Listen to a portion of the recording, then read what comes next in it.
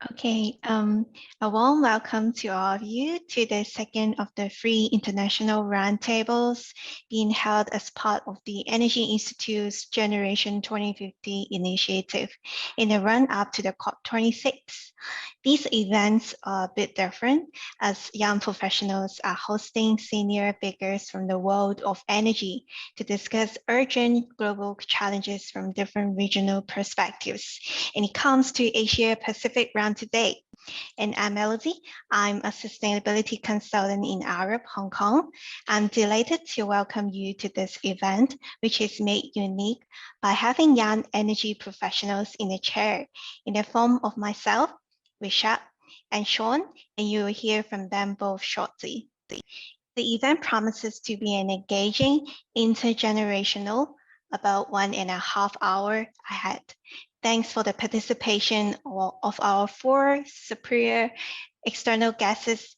They are Professor Lee, Executive Director of the National University Singapore Energy Study Institute, Professor Christine Lee, Chief Development Strategist at the Hong Kong University of Science and Technology, and former Undersecretary for the Environment in the Hong Kong ASEAN government. Kevin Liu, Regional Representative and Head of the Energy Asia Pacific at Scottish Development International. And finally, Lucy Cullen, Principal Analyst, APAC Gas and Energy Research, Wood Magazine. Let me briefly introduce the format.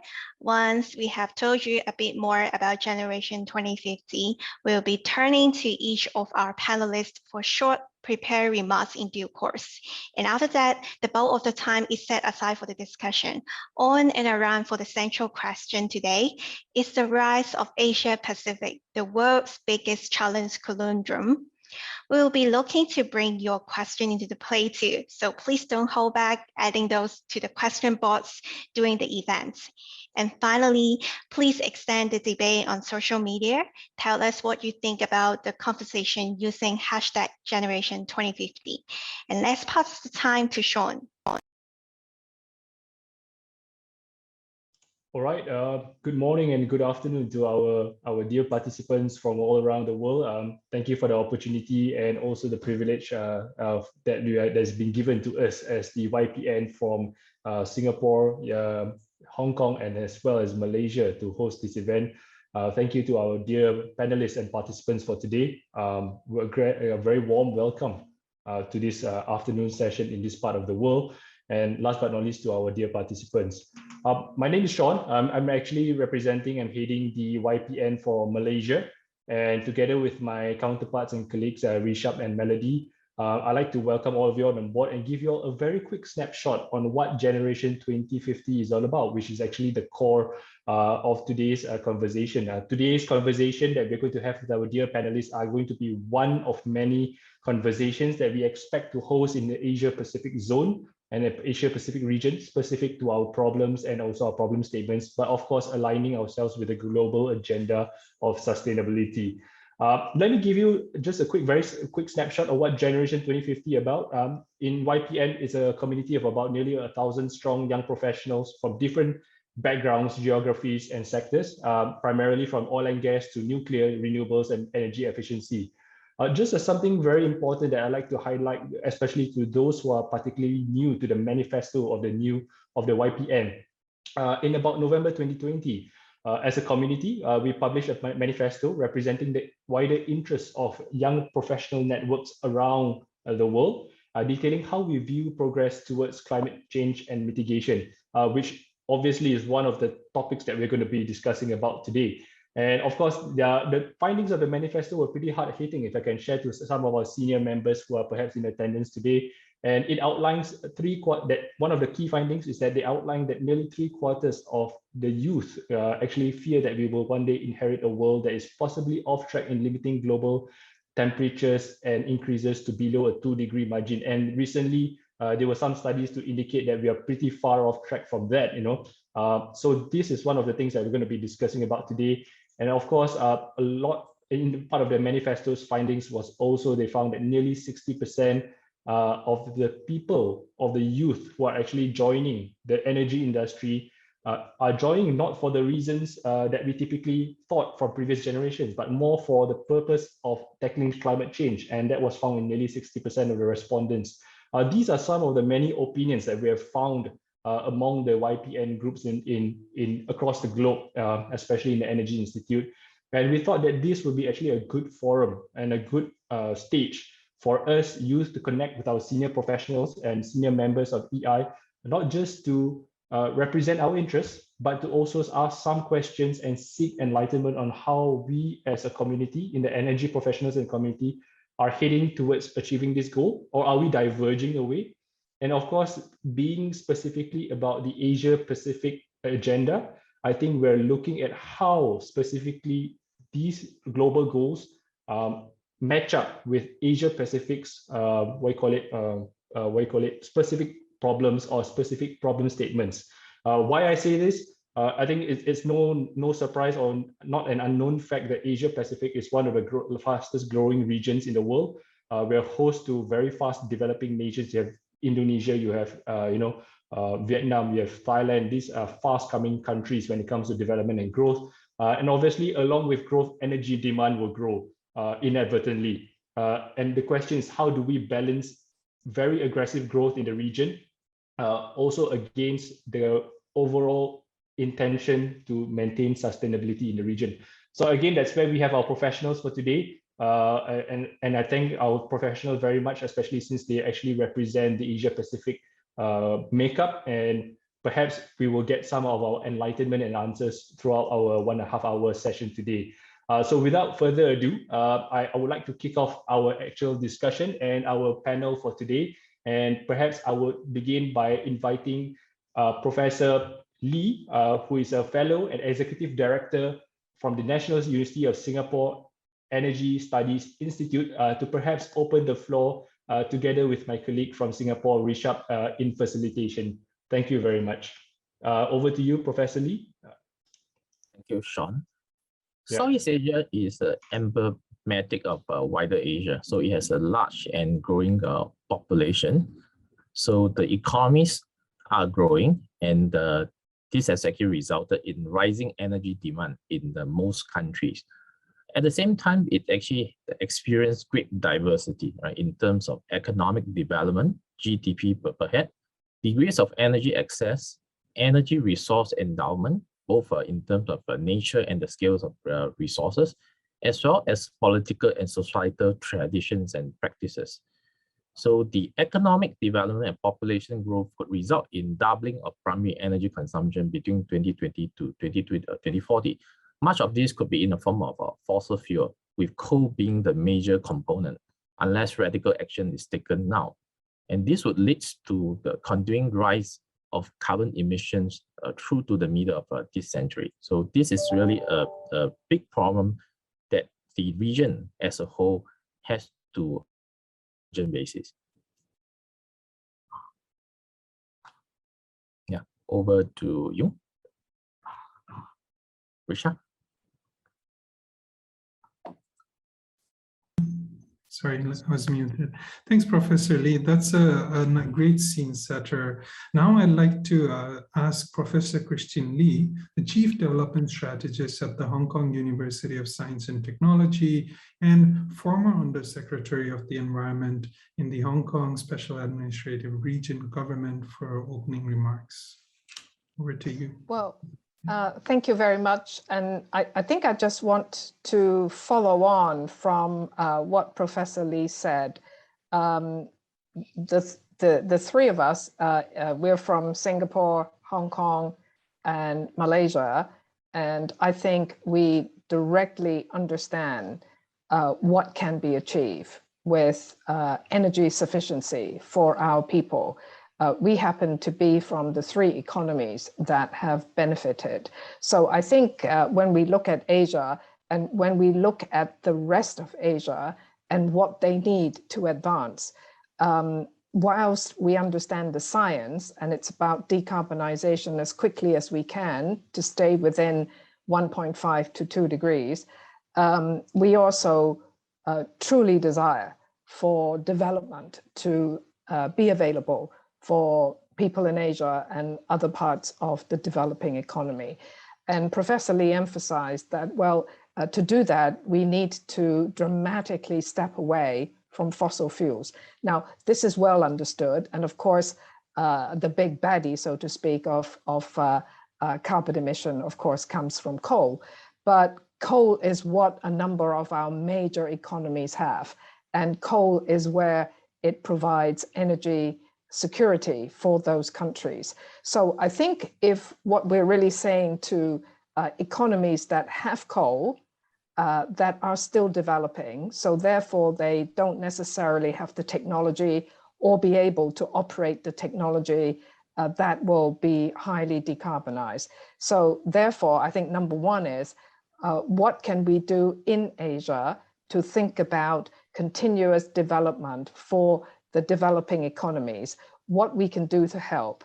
And I'm focusing on Northeast Asia, where we have China, Japan, and South Korea, three very capable, large manufacturing industrial economies.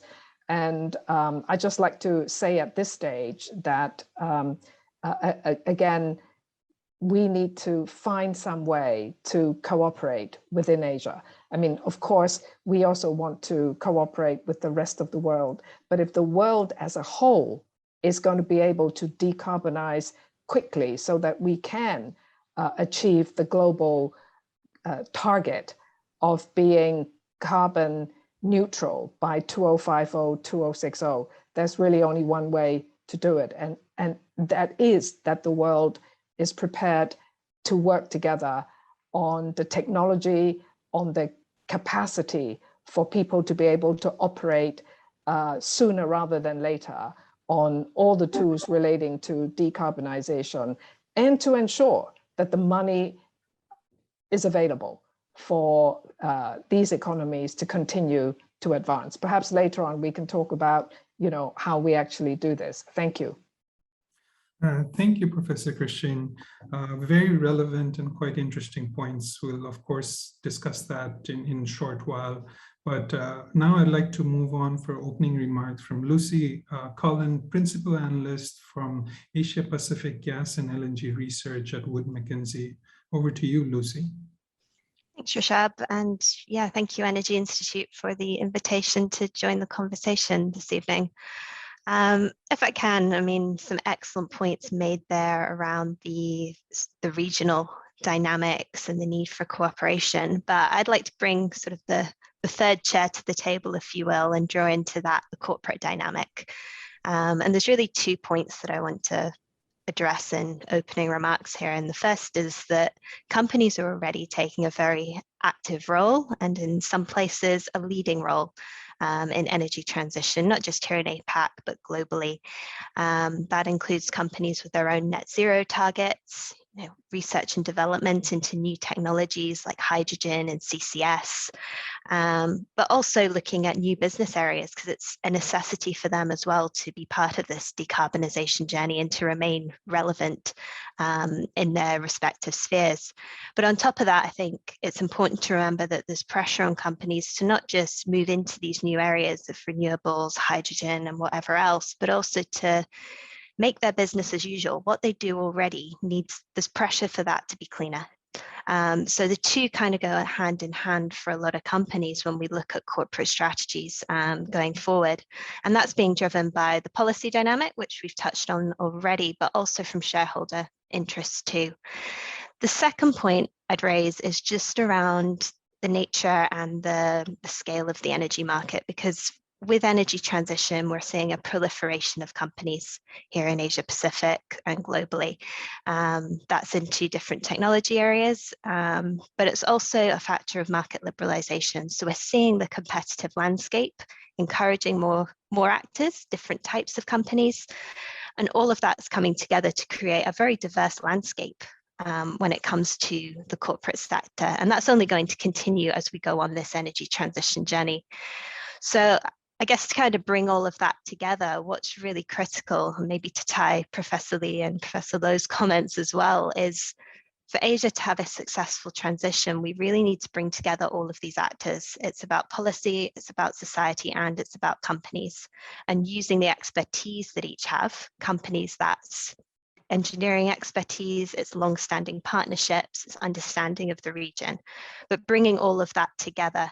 And that way we can ensure that, I guess to put the catchy phrase around it, ensure that Asia continues to energize whilst also decarbonising. Back to you, Rishabh. Thanks, Lucy. Very interesting points and a lot of different stakeholders at play here. And I think we have Kevin here, the regional representative and head of Energy Asia Pacific at Scottish Development International. I'd like to ask him for his opening remarks. Okay, well, thanks, Rishabh. I don't know what's happened to my lighting, but I look like a ghost in the forest. But I'll try and adjust my lighting after this particular speaking segment. But thanks very much for having me here, and I'm flattered to be considered a senior energy figure. I'll try and be a bit challenging here because I'm actually slightly uncomfortable with the exam question being posed here. I get what it's trying to say, but I think this is a global conundrum, full stop. What we're trying to do here is build on hard science that climate change is happening and trying to build a global consensus around what to do about it and setting a common goal and a target. And that's what we're trying to achieve at COP26 later this year in Glasgow. But then we have to recognize that this is an enormously complex problem, as all of the other speakers have mentioned, and that each country would have to produce its own specific detailed net zero roadmap. And the ways to achieve net zero would be fundamentally different between countries and even within countries, taking into account intra-regional difficulties with trying to decarbonize the economy.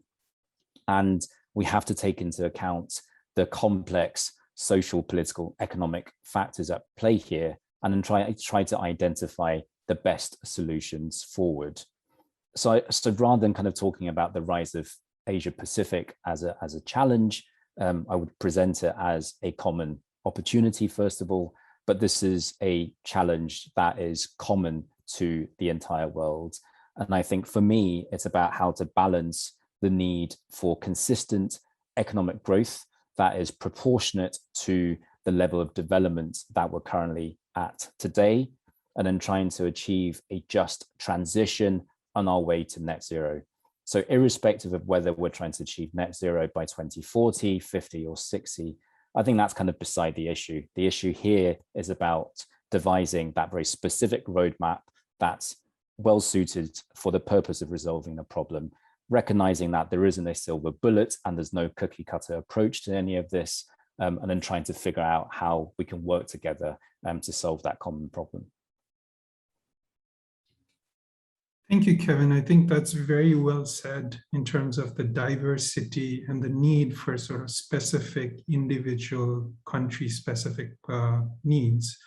And that, I think, provides a good segue to dive deeper into our panel discussion, where we'll touch upon policy, techno-economics, technology, emissions, and climate. But firstly, I want to start with policy. Policy is a very critical piece of climate change puzzle. It can be an enabler, a catalyst, a carrot, or a stick. And as Ken and others pointed out, Asia is very diverse in its region, in capabilities, in needs, and across different growth curve. So maybe I'd like to start this with Professor Christine saying, what are the emerging policy frameworks that we see across Asia Pacific today in addressing decarbonization and climate change? Right. I think at this moment in time, I would say that we're still at the relatively early stage. If I can just go back to the success of the Paris Agreement, and I think we all remember it was important at that time to bring everybody together so that they can all agree on something. They knew that the countries of the world knew that they did not agree on something that would keep us within 2 degrees, even though they said, well, that's what we need to be shooting for. But because the world had argued about so many things under the Kyoto Protocol and didn't succeed to come up with a successor agreement, that the Paris was an alternative way of dealing with it, just to say, look, everybody, can you just do the best that you can and put some commitments on the table? So between Paris and today, you know, we've only really had a few years. And I think even at the moment of Paris, if we were honest with ourselves, whilst everybody was very happy that the world was able to agree on something, I think people realized that we were a long way off to actually getting to the target. So between Paris and now, I think we are more serious in putting goals and plans and targets together, but we're still relatively early on. So even if you look at Japan, which is, you know, which has been a developed economy, a rich and well-organized, industrial, technologically very strong economy in Asia, you can still say that the plans and targets that it has put out is what is at relatively early stage. So it has a target for 2030, and then it says we will have another target towards 2050, although, you know, our pledge is to achieve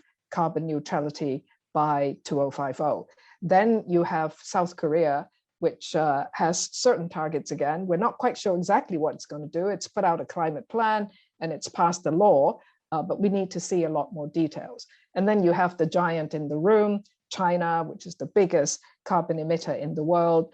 It is now truly getting its machine going by pumping out targets, timelines, and so on. So what we have today is the three most capable and powerful, you could say, large economies that have an impact on the world, getting up to speed.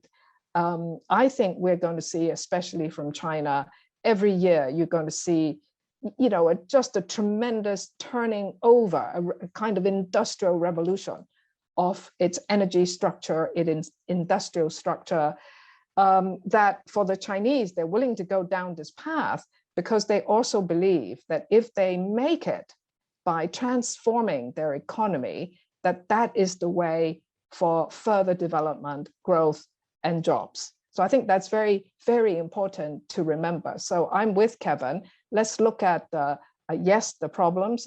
Let's look at what it is that you need to do, and whether in the next 5 to 10 years, we can realistically bring the developing economies along in something where, you know, people are going to be able to have much more definitive target timelines and plans. Thanks, Professor Christine. So climate plans at early stages, a lot of things to pan out, but potential. Perhaps maybe I'd like to ask Lucy to explore this topic a bit more. Maybe how can we compare, contrast to, say, other regions within Asia Pacific and any other things?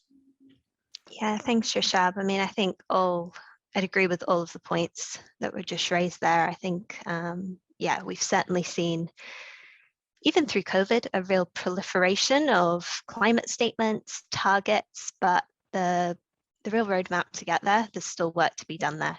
And yes, Northeast Asia is a prime example of that. I think we need to acknowledge the announcements that have come from other parts of Asia as well. I mean, maybe not in quite a consistent or comprehensive manner as some of the statements from Japan and Korea and China, but we have got targets for a number of Southeast Asian nations, for the ASEAN region as a whole. Even if we just take renewable targets, most countries have something in place along with emission reduction. So, I mean, across the region, we have these targets, but I do think we need to come back to that cookie cutter point, because when we're talking about markets in South and Southeast Asia, which are still fundamental growth stories, and we're not just talking economic growth, but human development growth as well, that is a very different case than a market like Japan or even China. We can't compare and even use the same solutions for all of these countries. So I think really the challenge will be to develop the innovation, all the options, and kind of give countries a toolbox, if you like, and even sub-regions to dig even deeper to try and work through work through their own climate challenges, and really partner to learn from each other's experiences. Because, I mean, when we're talking about the region as a whole, and I think there is validity in splitting out Asia here, because the challenge here is very different than what we're seeing in other regions. So whilst the tools are the same, the actual implementation and the choices along the way will be very different. And just as an example of that, if we talk about emissions in this region, we're talking something like 6 times higher than the EU and the UK combined, and about 4 times higher than the US. And most of that is dominated by coal. So that in itself, that starting point is very different. So we need to be conscious of that, but give countries the tools, and, you know, whether that's corporate-led or these more mature economies with the money and the skill sets and the R&D in place to bring everyone along in the journey. Thanks, Lucy. Perhaps we can zoom in with within ASEAN, maybe with Professor Lee, you know, about how Southeast Asia particularly is looking into this topic. What is there exactly an energy strategy? And we spoke about cooperation being vital for sort of achieving the climate targets. To Professor Lee, any comments on that? Before we talk about regional cooperation, Southeast Asian countries have to get their respective house in order first.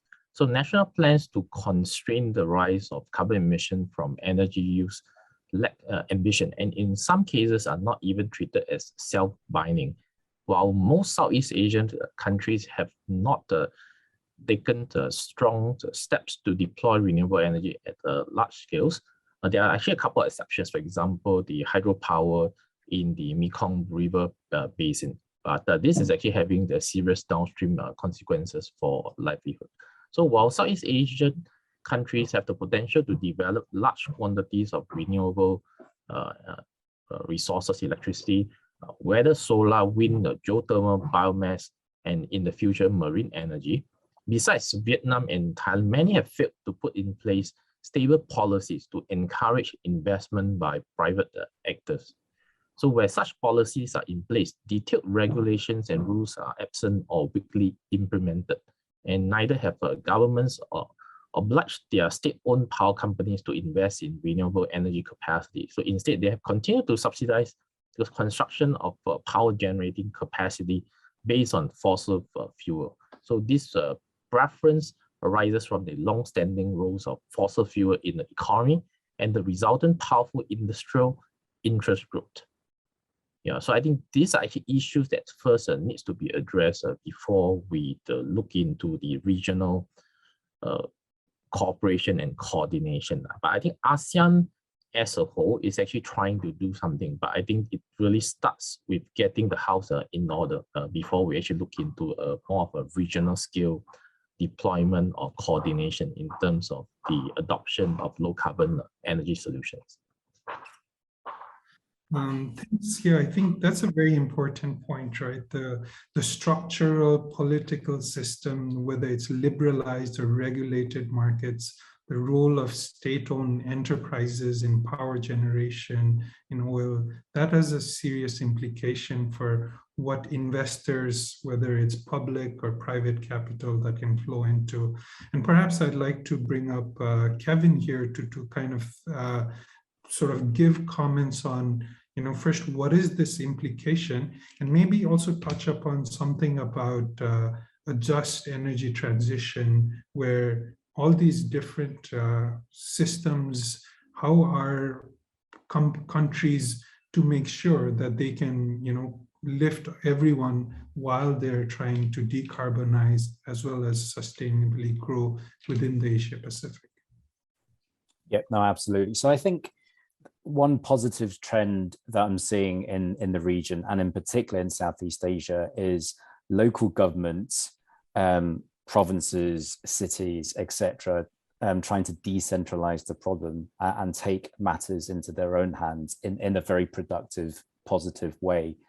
If we were to look at, coal's been mentioned here, and if we were to look at energy supply, for instance, 10 years ago in Indonesia, as an example, the target was to build a single national grid, taking into account some of the enormous engineering challenges with connecting 7,000 islands, but that was the goal.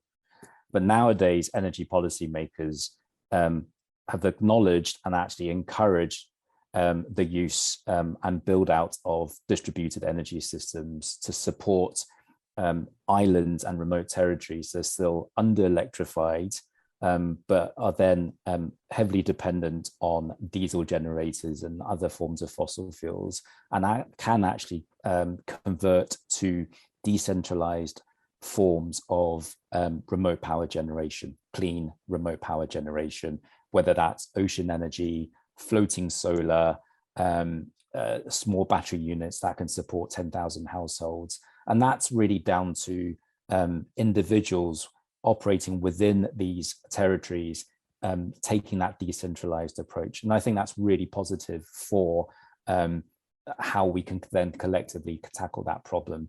That might not be well suited to all geographies, but we're certainly seeing that across not just Indonesia, but also the Philippines, to a certain extent in Malaysia as well, where Sarawak, as an example, is home to the region's first hydrogen bus fleet. And that's incredibly innovative, taking into account Sarawak's oil and gas industry, and trying to take that gas industry on the journey towards net zero by instilling hydrogen into play, and then trying to tackle some of the lower hanging fruit, i.e. the transportation system, by deploying hydrogen into urban public transportation. And that's a great first step on the journey of many steps. And on energy, on just transition, I think really human capital has been touched upon already. I think it's really down to the basics of finding quality, good employment, first of all, for those that you're taking out of coal, for instance, into something else that's cleaner, whether that's a transitional fuel like gas, or whether that's hydrogen, and having that commitment in place and the investment in place and the policy in place to ensure that these people don't lose out. And that's what really just transition means for us in the Scottish context. And it's really down to ensuring and safeguarding employment first and foremost. Thanks. Interesting point. I think I want to pick up one of the decentralization policy making there and open the question to floor, in a sense that, there is a difference between how federal government sees climate targets versus how local, who might be influenced by lobbyist group. Take India, for example, the federal government wants a lot of renewables. There's difficulty in the state-owned enterprises. Similar issues can be in China. So I guess within the space, like how is policies such as, say, even carbon taxation or other renewable targets, how do you see that being impacted by these decentralization of sort of powers? I'll open to the floor, but any comments welcome on that. I think maybe I can just jump in very quickly and talk about political systems. I mean, the reality is the world is made up of all kinds of different political systems with their own histories and their own kind of political cultures. And you can have in one country, particularly the federal countries, where the different provinces or states, whatever you call them, actually have different powers. So we're talking politically of very complex situations. Secondly is, I think important politicians, the equivalent of your head of finance, right? Your minister of finance. Do you have ministers for technology and so on? They haven't been all talking the same kind of language. And I think traditionally, the guys who are in charge of money have not kind of always bought in to the narrative of sustainability. So I think we're also at a stage, despite the fact that we have the Paris Agreement and we see great big shows, governments they're talking about sustainability and climate change. But actually, when you come down to leaders in specific jurisdictions, and their understanding of what options there are is two very different pictures. Now, I also like to pick up the point that was made earlier on about companies. And Lucy emphasized how important they are, because there are all kinds of companies that are trying to do things. And companies also are affected by public policy. So in a way, the more competent, the more knowledgeable finance minister and trade ministers and so on are with energy related issues, the better they're going to be able to assess perhaps international ideas or technology ideas or ideas that are coming from businesses to evolve new business models so that you could use new technology, so that you can finance distributed systems. These are all really actually quite complex issues. And the reason I enjoy your organization is you are a group of young energy professionals, and your role in propagating these ideas, in offering solutions, is just so very, very important.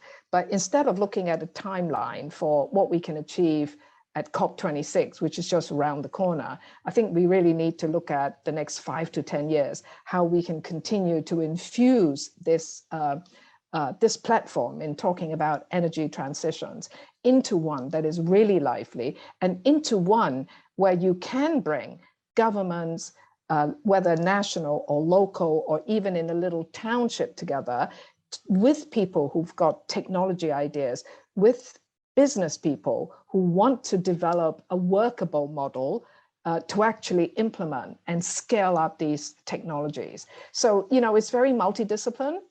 And I think those jurisdictions and places who will do better are exactly places, and this doesn't matter whether it's big or small, that can provide the kind of engaged discussion that can make something happen. Thank you, Professor Christine. I want to bring up a question from the audience here. Here, Malcolm says, Professor Low referred to positive steps and targets from Japan, Korea, and China, but the challenge of development and economic growth for India, Indonesia, whilst capping and reducing emissions is huge. How can ASEAN countries help? Perhaps Professor Lee might be a good position to comment first, and then open to the floor. I think one of the things that, for example, Singapore is trying to do, right, is actually to sort of set itself up as a living the lab, right, to test the various types of low carbon solutions. So I think this can be expanded to the greater ASEAN region, right? So while I think the bigger economies are more advanced in terms of the technological, the know-how, right? But I think end of the day, to use various technology efficiently or optimally, you need to actually adapt them to the local conditions or to the local context. I think that's where I think ASEAN can serve a purpose, for example, for test bedding ground, right? Because ASEAN kind of represents in terms of climatic conditions and that of the greater tropics. So I think that's an area that the more advanced nations, for example, like be it Japan or Korea, because as they develop various technology, so they can work with the ASEAN countries to actually test that various solution and then actually look into really scaling up such the deployment, right? So that as to sort of goes towards the goals of decarbonization. Yeah, so I think that's one area that ASEAN could actually partner with the more advanced countries. I actually have a specific idea that I think could work in many of the cities in Asia. I mean, if you look at Japan, Japan has a lot of high-rise buildings, and Korea has it. Hong Kong is a high-rise society, as is Singapore. Now, Japan has the highest level of energy efficiency, including in buildings. And they've also in Tokyo been successful at creating a emissions trading program targeted at buildings. Now, there are certain preconditions to cities being able to do this and having it work. And that's, you need very good data. So, you do need a digital platform. You need to be able to collect the information, and you need the city authorities to work very closely with building owners to educate them and so on to get it to work. But there is a live example there in Tokyo where they now have more than 10 years of data that we can go and look at. So I think for the cities, the dense cities in Asia, is this something that can bring together through C40 or through some other kind of municipal government alignment to do something like that? And then again, Japan is so good, so far advanced on energy efficiency. Actually, the rest of the world can learn from Japan, and China is going to learn from Japan and Germany. So I see that there are actually many opportunities, and I totally agree with Professor Lee that in Asia, in ASEAN, actually some of the places are not so big. And if they have the kind of conditions where you can use it as the test bed, and you can involve professionals and academics to actually also study the system of the implementation, how that could be successful, so that it could be studied and scaled up by others. That would be a very good kind of engagement and cooperation in Asia.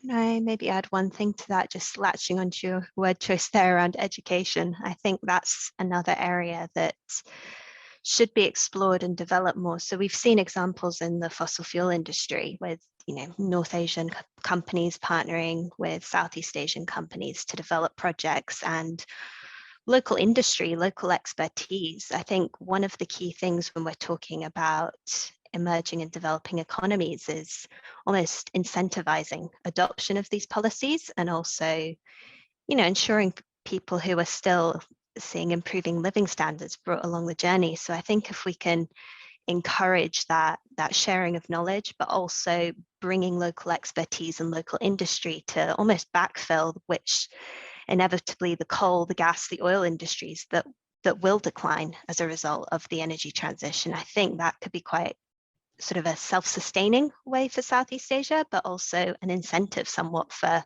the governments and society. All these workers out in the oil and gas sectors of Sarawak, for example, that this is benefiting them not only in their day-to-day lives, but also there's work, there's employment as well. So I think that education and sharing of knowledge so that Southeast Asia can stand on its own 2 feet with some of these technology developments as well is important.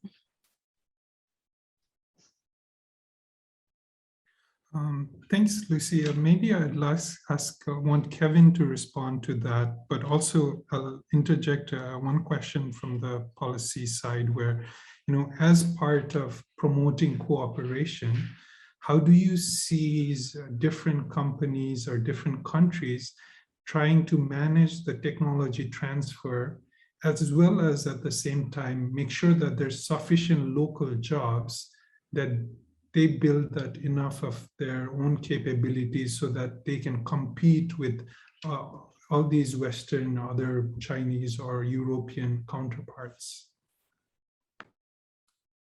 Is that for me as well? Yes. Okay. All right.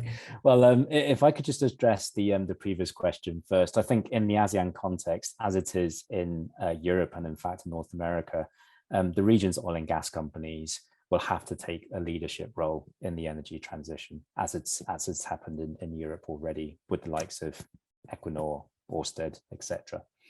And we are seeing that again very positively. So Petronas, Pertamina, PNOC, PTT have all in recent years established either new energy divisions or venture capital divisions to invest in new energy. PTT really recently, through one of its subsidiaries, invested in a Taiwanese offshore wind farm. Pertamina has set up Pertamina Power Indonesia to specifically look at renewables development, and Petronas is the same, not to mention the host of engineering companies, Southeast Asian engineering companies, that are now diversifying away from oil and gas projects to renewable energy projects. And that's part of the solution, and that's a critical part of the solution. And I think that's how ASEAN collectively can help, because these are very, very important stakeholders, and the people are very important stakeholders. I think with respect, if I can just kind of talk about the developing local skills piece, I represent a Scottish government organisation that supports Scottish companies to do business in this region. And so essentially I'm trying to export Scottish expertise, but we really have to be very, very sensitive to and respectful of local skills and expertise, the need for some technology transfer, and to be good corporate citizens in that respect, and be very respectful of the need for some countries to have much stronger local content requirements than others. And that's all highly contextual and highly circumstantial. And again, no country is the same. But we really have to take into account that as international businesses going into certain markets, we really have to look at local standards, environmental health and social standards, creating local employment, ensuring that at least certain aspects of your procurement and your supply chain and the welfare benefits that you end up influencing onto the society that you're operating in is sufficient, so that we are acting as responsible corporate citizens. And I think that's a challenge for companies coming into this market. It's a challenge for local governments to try and affect policy that takes into account all of these different component parts of trying to develop essentially something new. So it's I think one of the tougher aspects of policy making. Thanks. I think that's an engaging, quite interesting discussion. My key takeaways for policies is Asia Pac is very in early stages, and many countries first needs to make their own plans self-sufficient and ready, but there's enormous potential to gain from cooperation. So with that, I want to shift gears to techno-economics and pass it to my colleague here, to Sean, to lead that discussion. Thank you. All right, thank you, Rishabh, and to our panelists for the answers and also the vibrant discussion earlier. I'll be taking over the questions and also the moderation for the session on techno-economics of the sustainability agenda. But I couldn't help but just formulate one question, maybe perhaps for Kevin, slightly related to policy, and based on your last answer, is a very interesting answer that you provided, especially on national oil companies, which have moved to diversify themselves and to have a larger portfolio in new energy, for example. I mean, we take an example from engine number one, which applied a tremendous amount of pressure to force ExxonMobil to transform. And that's an example of a IOC. And if we know in Asia Pacific, they're mostly dominated by NOCs or state-controlled players, even power producers. There are some quarters who are actually counter-arguing, yes, they have these new energy divisions, they have these new energy initiatives in an attempt to diversify himself. But is it a little too late? And perhaps there needs to be larger pressure from the wider community, perhaps even beyond the shores of the country, to pressure these NOCs into transforming. Perhaps I would like to invite Kevin for a bit of an extended view and extended commentary on that. Yep, no, it's quite a challenging question, really. I think there certainly needs to be pressure on oil companies to do a little bit more all the time. It's never too late. So at least companies are getting started, and that's a good thing. I think where it comes down to really is the level of commitment into how these companies will first of all decarbonize themselves. So we've seen Petronas set a 2050 net zero target. That's a great start. And if you were to really interrogate the Petronas prospectus, the activity outlook, it tells you exactly what it intends on doing in order to decarbonize, deploy more CCUS and hydrogen, and then trying to electrify its oil and gas operations. Great, that's a good start. And that at least sets your target, it gives you a roadmap, and then you can then push forward. So what would be great is to see other national oil companies, and I'm sure they are thinking along the same lines, to try and think about how exactly they decarbonize themselves first, and then trying to use their financial, political, and technological know-how to then affect greater change across the fuller extent of the economy. Right. Thank you, Kevin. Then I believe your answers provide a great segue to the next session, actually, looking at, for example, the enablers and tools that actually allow for such an agenda to be pushed forward. Perhaps I open this question to the floor instead, rather than specifically one speaker. When we're looking at decarbonization and looking at achieving the sustainability agenda, one of the big enablers to this is definitely technology, something that we're going to transition into right now. And how well are Asian economies positioned, especially in Asia Pacific, positioned to take advantage or actually bring in these technologies, or even develop and cultivate these technologies? And what are they specifically in this region that needs to be introduced to achieve such decarbonization initiatives? Perhaps I might open this question to the floor instead, to take up the question. Can I just make a distinction here very quickly at the start of the technology discussion? There are technologies that are not in dispute. They're out there, so example, renewable energy, energy efficiency technologies. These are all available and everyone's got to jump on them. So I think this is really the realm of what perhaps government policies can do. I mean, if governments continues to tighten targets on energy efficiency standards, that's a way. Why isn't everybody doing it? Now, of course, if we were talking about the kind of technology that is not actually quite there yet for full commercialization, like new energy, hydrogen, ammonia, carbon capture, all these big ticket items. I do think it's important to make a distinction between this. Obviously, with the things that are not quite there yet, where you still need to invest an awful lot of money in the development of that technology, I think it's best that those who are already doing it at an advanced stage should cooperate. So there's no reason why, if you're talking about hydrogen in Asia, that a number of ASEAN and Northeast, the Chinese, the Japanese, and so on, why can't they cooperate, to see how to crack that nut and have the full force of government actually behind these kinds of development? So I just throw that out there to see what others think. Right. Thank you, Professor Christine. That was a really interesting point to note, because yes, there are varying levels of technology readiness when it comes to bringing technologies to the market. Absolutely right. Perhaps I might want to invite Professor Lee, especially talking about technologies here. Obviously, some of these technologies, as Professor Christine mentioned, especially when you talk about new technologies that could be game changers to the market.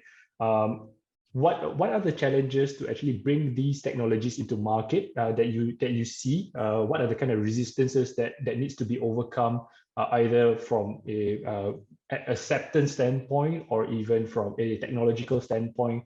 And how do they play in the larger scale of scaling themselves up to achieve wider effect in the region? I think one challenge that needs to be addressed is the need for holistic or system approach or thinking, right? So though the critical to low energy transition, scaling up our existing and novel low carbon solution, example, renewable energy by itself will not be sufficient. So you also require robust and flexible grid system backed by energy storage in order to balance the intermittent renewable energy sources such as solar and wind. The other challenge is the need for regional collaboration, which my fellow panelists have mentioned. For example, a regional power transmission with a supporting trading system could move clean energy from areas of surplus, such as Laos, to areas of deficit, such as Singapore and Malaysia.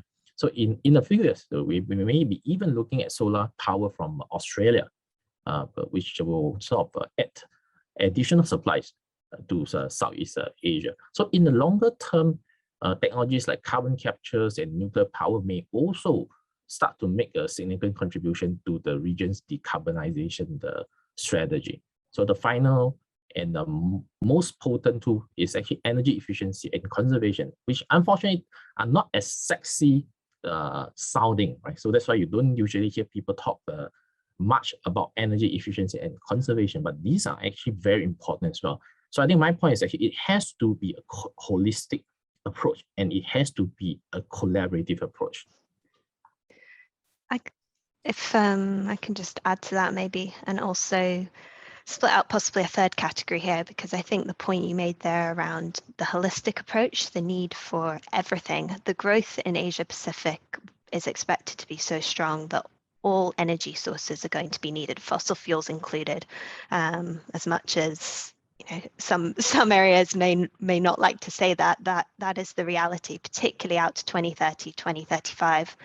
That is a function of the scaling of renewables. You do still need that flexible, dispatchable capacity to secure grid reliability, but there's also a role just in the mix to meet demand for fossil fuels. So I think the other point we need to draw out here when we talk about investment is around fossil fuels. So, and that's probably more about the shift in attitudes towards financing fossil fuels. So we've seen a lot of change around coal over the last 5 years to a decade. Most major regions, the financial institutions, banks aren't funding coal anymore. And we were reminded of that maybe this week with China's announcement that it won't build overseas coal. There's still uncertainty around the investment point of financing it. But attention's now turning to gas and LNG, which is my day job and neck of the woods. There's more and more scrutiny being placed on gas. Now, it's only the European institutions that have been a bit more of a blanket pullback in fossil fuel financing. But there's certainly pressure out there on gas and LNG, the what's branded transition fuel, cleanest burning fossil fuel, to be as clean as it can be. And that is impacting investment decisions more and more as well. So I think when we talk about technologies, I agree, there's the two different categories we can differentiate for low carbon, but we also need to address the point around fossil fuels, because for the next decade at least, they're not going anywhere. So there's a real question on that third bucket as well around financing. Right. That's an excellent point, Lucy. And in fact, I was just about to ask you to extend the answer, especially on the gas part. I think, Southeast Asia and Asia Pacific has invested very heavily on gas, especially if you look like in the cases of the FLNG, floating LNG facility by Petronas and the Prelude by Shell. We all recognize that, gas is touted to be the cleanest fossil fuel. And of course, in the larger scheme of things, it's seen as a transitionary sort of fuel or a source of power or energy altogether. How do you think this factors in the timeline for Asia Pacific countries to transition now that they have developed such a large focus, relatively larger focus on gas compared to other energy mixes? Perhaps I could invite some extended views on that. Sure. So, Asia from a gas perspective today consumes about 25% of global gas demand comes from Asia. But if we talk about LNG, Asia Pacific comprises about 70%, so overwhelmingly dominates the LNG market today. And that's a trend that's going to continue. Gas growth will be driven out of Asia Pacific, but if we look within the region, the focus of that growth is going to shift. So in terms of gas demand, we've got some of the world's biggest gas consuming countries, Japan, South Korea, China, but we've also got some of the fastest growing gas regions in this part of the world too, Vietnam, Indonesia. And what's underpinning that growth? Yes, it's gas as a transition fuel, but there's a few other dynamics at play as well. We've got incredibly strong economic growth and urban population growth in developing Asia. That is underpinning power growth in particular, and gas, the largest consuming sector of gas is power. And as we talk about electrification and energy transition, that's only going to grow. So you've got some fundamental growth drivers out there, but also the role of LNG is going to increase as well in this region as domestic production and pipe supply declines in markets like Malaysia, Indonesia, Thailand. The role of LNG is going to grow. So that global gas market exposure is going to shift as well in this part of the world. So that's kind of the midterm view.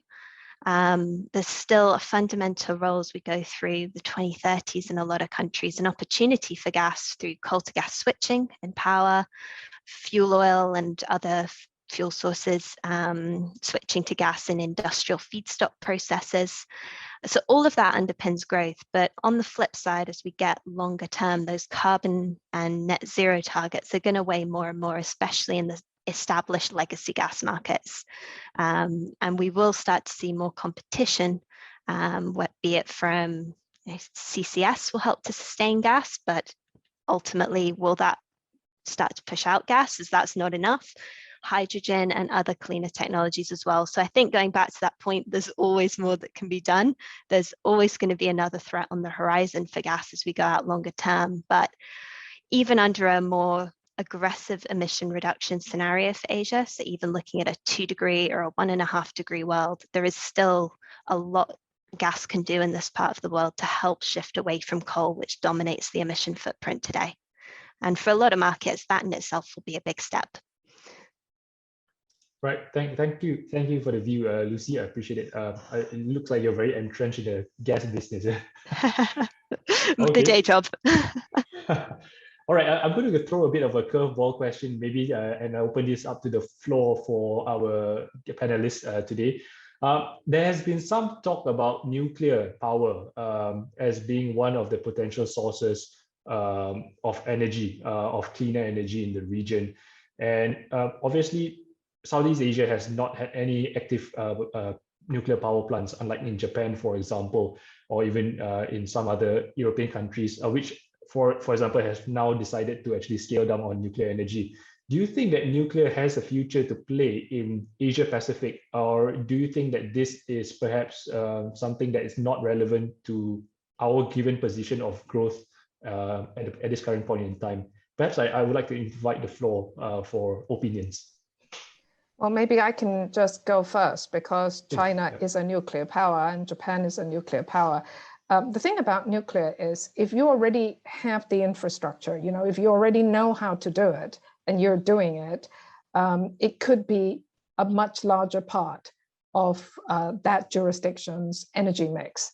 And so you see China continuing to invest in nuclear power. Japan has to think about whether it will go back to nuclear, because I guess we're going to have to see whether the government and the people of Japan can come to a view on how they're going to manage any revival of expanding nuclear power. Now, if we were thinking about a jurisdiction that isn't using nuclear yet, and the idea of developing nuclear technology, I think that is probably more difficult. Now, then in the next 10, 15 years, are there going to be smaller nuclear plants rather than the traditional big plants?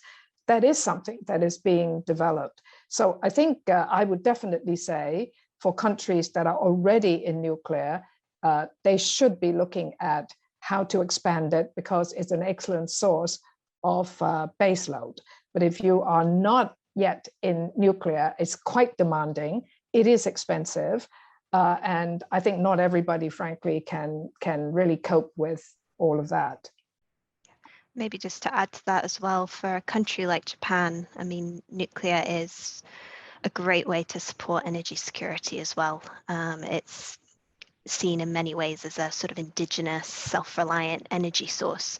So if there's a lot of countries in the region that would appeal to. But again, I'd agree with the point. Let's see what happens around the smaller nuclear units. There's certainly opportunity for that to expand more broadly. And there are examples around the world of nuclear leaders, whether it's France or Russia or China, exporting their nuclear technology, so that it's not something groundbreaking. But yes, I think there's probably the elephant in the room for a lot of these existing nuclear powers around the fate and the role it plays. And we're seeing very different directions pan out across those nuclear leaders in region at the moment. All right, thanks, Professor Christine and Lucy, for the views. I just have one last question to ask before I pass it over to my colleague, Melody, who's going to tackle emissions and climate. I think we also need to bring into view the current pandemic And obviously the current pandemic has hit Asia Pacific countries pretty hard. If you look in countries like Indonesia, Philippines, the numbers are pretty high. And of course, there's a very big shift in the next few years of how governments and also how private industries will be funding technology. So I'm coming back to technology's last point over here, because there's more focus on the survival and growth, survival of companies and survival of industries rather than looking into new technologies, which require significant investment. Do you think that this will throw back the plan or the timeline for Asia Pacific countries, or do you think that this is not a significant factor arising from the pandemic? Maybe I once again I open the floor for final opinions before I pass the floor to Melody. Perhaps I might invite maybe Kevin. Yep. Yeah, so happy to chip in just with an anecdote. There's something like 2,000 offshore wind engineers currently stuck in the high seas just outside Taiwan at the moment, unable to get in because of entry restrictions and quarantine measures and the combination of the two. So yes, the pandemic is having a real impact on the ability of projects to be delivered on time, and that will set us back. And you know that will probably continue for quite a while. The movement of people and the transfer of knowledge and know-how and the ability to get things done in a physical way, that's been heavily impacted. Right. Thank you, Kevin. Yeah. Maybe just on the opportunity though, I mean, as certainly lockdowns and restrictions, the way they were implemented, aren't sustainable in the long term, and at least in that form. Both for economies and I think for all of our own mental health being cooped up in at the kitchen table all day. But I think there is something to take away from that in terms of, you know, what we can accomplish as a society. You know, when we kind of put our minds to, and there's different ways, whether that's government enforced in this case or it comes more bottom up. But I mean, out of the lockdowns, we saw reductions in emission levels. We saw that all cars literally off the roads. So I think there is a bit of a lesson here as to, you know, what we can achieve, and that whilst, you know, probably going into this 2 weeks of stuck at home seemed unachievable for all of us, there have been notable effects on the energy mix, on the climate, on emission levels that I think should be remembered and carried through as we look, you know, we're looking towards the future. Thanks, Lucy.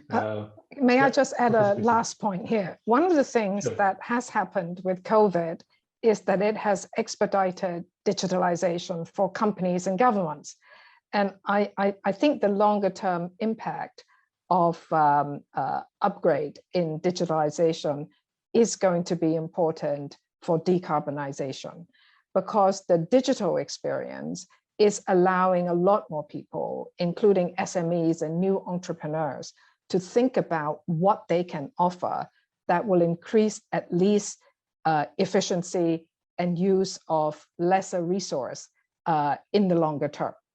So we are actually also making all kinds of savings through the digital process, because people used to travel, or people used to have to send their samples and goods, whatnot, you know, backwards and forwards.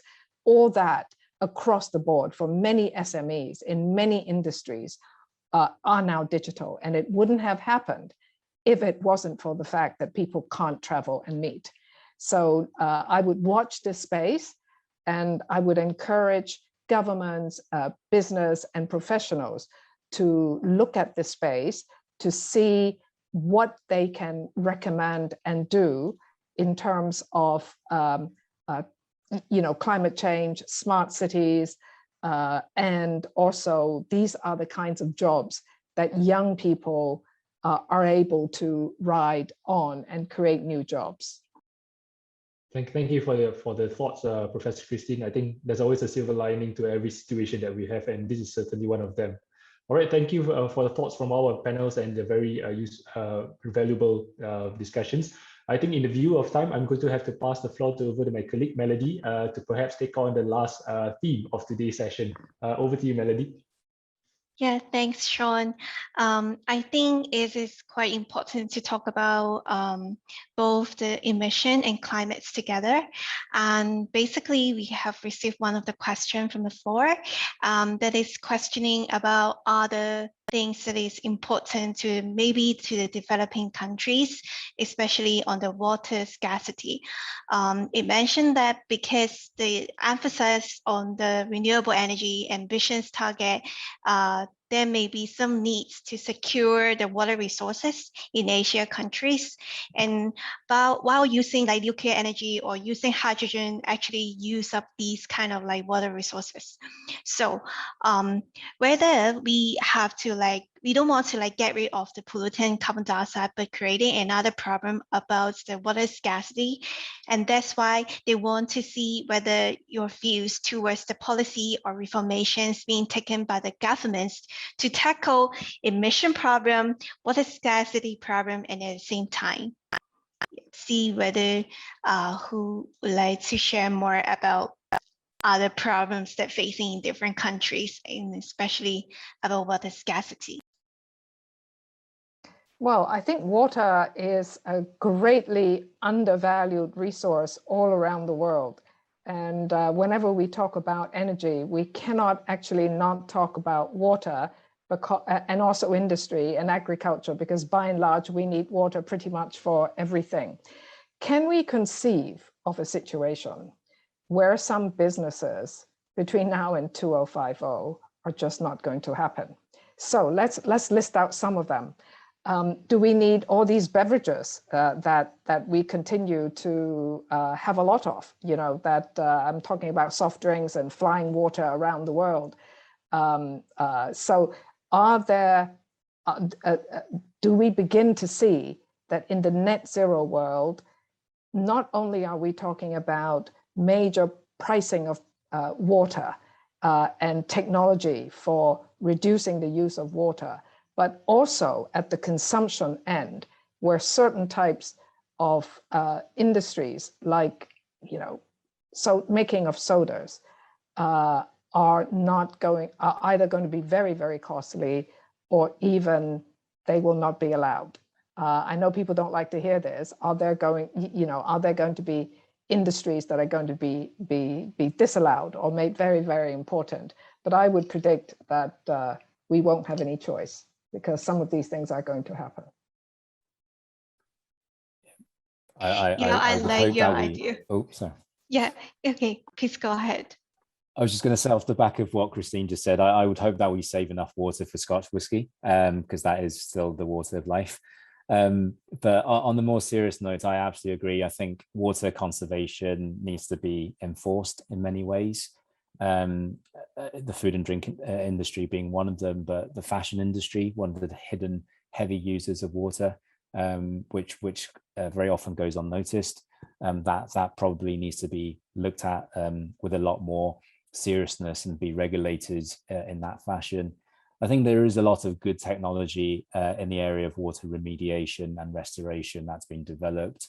We've had some really serious droughts in Asia already. India has a perennial challenge in certain parts. The United States is pioneering a lot of this water remediation simply because of the problems they've been having in California and many parts of the Midwest. So that's likely to be a new growth opportunity, I think, because it's so necessary. You know, there are some, maybe another really funky idea. See if you guys are willing to go for it, right? So we're talking about also social equity in the world. Now, I can be very luxurious in Hong Kong and have a 20 minutes shower, right? But I know that's bad.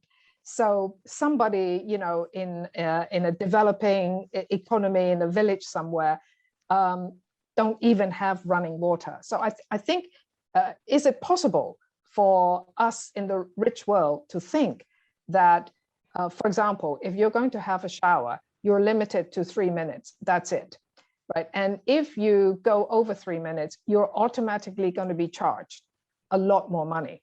So, I mean, what I'm saying is we need these kinds of ideas, because when we think about water, we're usually thinking about, you know, at the industrial end. Yes, that must be done. But I think also if we are thinking of sharing the resources of the world more fairly, do we see that in the next 20 years, these will also be the ideas that we have to propagate?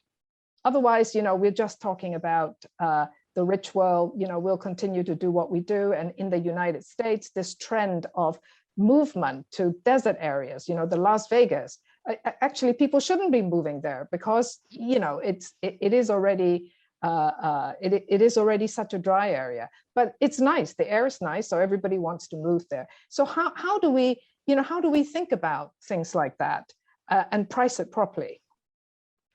I think that's a great point around consumer behavior. It's sort of something we can all do, but maybe we talk about these big initiatives and company-led, government-led, but there's a lot that consumers will have to do on this net zero journey as well. Water is a great example of that, but it's a good theme, I think, in terms of not just water, but all of these inputs that go into renewables, electricity grids, so be that copper, nickel, all the minerals along the supply chain. And that's not just for the big solar projects out there. That is for literally, our mobile phones here. Do we need to swap the iPhone every 2-3 years to get the new one? All of that is battery material. And I think that's going to come more and more into the spotlight. So water is a great example of it, but we can extend that right the way through all of these mineral and metal chains as well. Because to scale up to the targets that governments are talking about, that has huge ramifications for these industries as well that, in my view, haven't been fully thought through yet or fully developed. Yeah, that's a great point that the question from the floors and also the speakers, achieving net zero carbon is actually not just having a plan about decarbonization of the grid, but it's also need to consider different resources like the copper or the silicon for the solar panel generation or manufacturing, which we actually may need a more detailed resources planning for the whole countries in order to achieve our targets. And because of the run out of the time, I would like to use the final time available to hear 1 to 2 minutes from each of the speaker on where you guys want to see Asia Pacific in 2030 and whether the region can deliver on net zero by sometime around the middle of the countries. Maybe you guys could start one by one.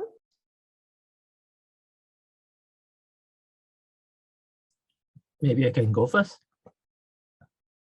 Yeah, so for me, I think there are challenges faced in the energy transition, and sustainability will actually require a more encompassing and general equilibrium way of thinking than what we typically do at the moment. So I think it actually requires us to reimagine and even redesign a lot of the processes. Yeah.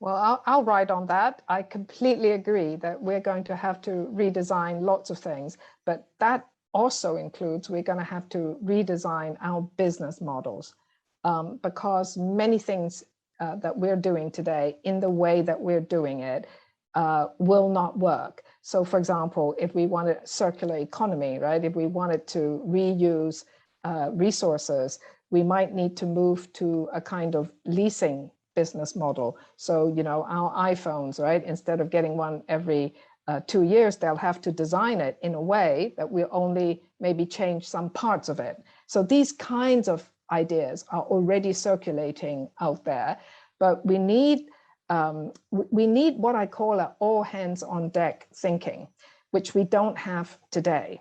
So we're going to meet our date with destiny, right? I mean, at least even though we haven't got all firm plans, the world is saying to each other, and we'll see a crescendo of these pledges in Scotland at COP26. By 2050, 2060, are we going to meet our date with destiny? We're flying half blind, actually. We talk a lot, but we don't actually have settled plans.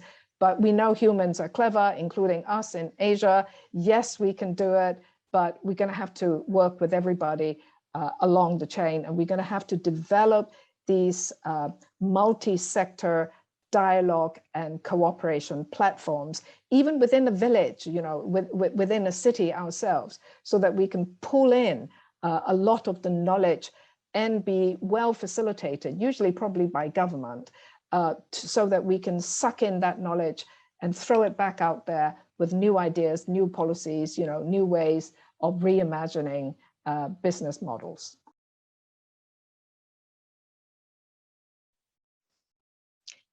Happy to go next. I'd agree with everything that's been said there. And I think just for me, I think we'll see progress from most, if not all countries. It will be different journeys along the way. For some, we'll maybe be talking about, you know, we've passed peak emission years for a lot of the major economies, but for others, it could still be a story of, you know, energizing and decarbonizing at the same time. So I think we will see progress. We'll see probably roadmaps firming up a bit more. But I think what's really critical, and that I'd hope to see over the next, gosh, I can't even say a decade, it's really only about 8 years now to 2030. But just to echo that point around the collaboration, bringing stakeholders to the table and creating an environment that's kind of conducive for all of that input and for all of those expertise to be fully recognized. And drawing on some of the points we said earlier, you know, bringing companies into the fold and aligning corporate targets with government targets. I think only when you've got those ambitions and goals really speaking to each other on a sort of roadmap level is when you really start to see progress along the way. It's great, everyone's got a target, but unless the step-by-step is working in sync, we've still got a long way to go. So hopefully we will see progress on that by 2030 as well. So that leaves me. I'd like to see two things. The first is a very kind of honest reassessment and also a consistent reassessment of each country's carbon budget. And once you've understood that, also a very honest assessment of what exactly net zero means. We're not just talking about carbon, but also other greenhouse gases. And I think we're not quite on the same page here, because the metrics being used to assess carbon budgets is fundamentally very different, and also very largely reliant on consultancies that may have different metrics, and the UN has a different metric to the ADB, etc. So that I think needs to be addressed, to standardization of how you calculate carbon. And with that, I'd like to see a more realistic carbon market that has a realistic price for carbon, because that's a fundamental difference within the region, across the world, and that won't work, I don't think, to help us kind of to push along towards that net zero goal. So carbon budget and a carbon market that prices carbon properly. Yeah, and apart all of the ideas that you guys suggested, I think I would see like our young professionals will take up a more important role in the society in different sectors to contribute to this net zero target too. And for the final time, I'll pass to Rishab to final conclusion. Thanks, Melody. Thanks, everyone. It's been an absolute pleasure to sort of join this, be part of this insightful panel. I've found the points raised particularly interesting. So a huge thank you to Professor Christine, Professor Lee, Lucy, and Kevin. Thanks for taking part. So finally, we have two things to do. One is about thanking our partners who've been very supportive of this intergenerational dialogue and this webinar that we've been conducting. And lastly, I also want to thank the audience that are part of our sort of asking questions and engaging with us. And then finally, we have, if you could go to the next slide, we have our next particular event on does foreign energy investment help or hinder the sustainable development goals in the global south. So please visit our landing page where you can find our manifestos or full details of next activities. And then we'll be happy to sort of share more on these kind of intergenerational conversation and how different regions across the world can help achieve net zero soon. So with that, I'll conclude. Thank you very much.